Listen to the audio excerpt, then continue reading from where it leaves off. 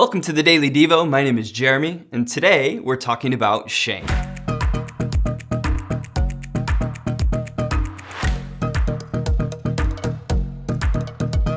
Shame can be a destructive force in our life. Most of us have experienced it in one shape or form, and shame is always connected to some sort of a story. It's a moment of exposure where we didn't measure up to a societal norm, or it could even be just a self-imposed standard. The biggest issue with shame is we don't want to talk about it. We suffer in silence and we hope things remain hidden. This creates nothing but a cycle of pain in our life. When we experience shame, it causes us to see ourselves negatively.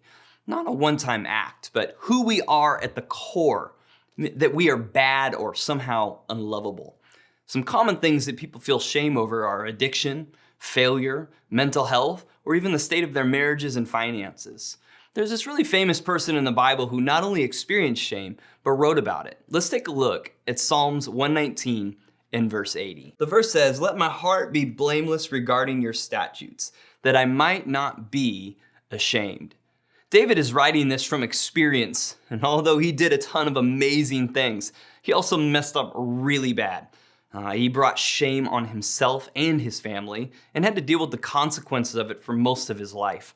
The story goes that David had sent his troops out to fight, but he decided that he was going to stay home. Late in the afternoon, he went out onto the rooftop and he saw a woman bathing. He desires this woman and he ends up sleeping with her and getting her pregnant. That's not good. And when he finds out she is pregnant, he hatches this crazy plan. He calls her husband home and he sends him to spend some time with his wife in an attempt that he will sleep with her and cover the whole thing up. Well, this man instead sleeps outside of his home because his men are out in the field and in battle, and he refuses to relax. So when David's plan fails, he sends word to his general to put this man where the fighting is the absolute worst. This man ends up dying as a result of David's decision. David is suffering in silence because of the shame from his decisions. Guilt causes us to want to confess. We feel guilty, we want to tell someone about it and unburden ourselves.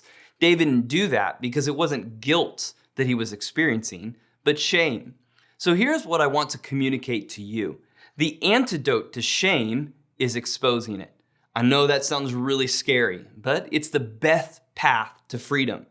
The prophet shows up and he exposes what David had done and provides an opportunity for him to repent. I want you to know that you are more than the mistakes that you've made.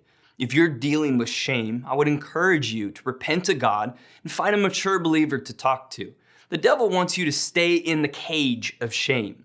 And while you're in that cage, you won't do anything to help other people.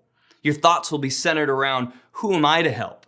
Look what I did. Somebody better than me should go help them.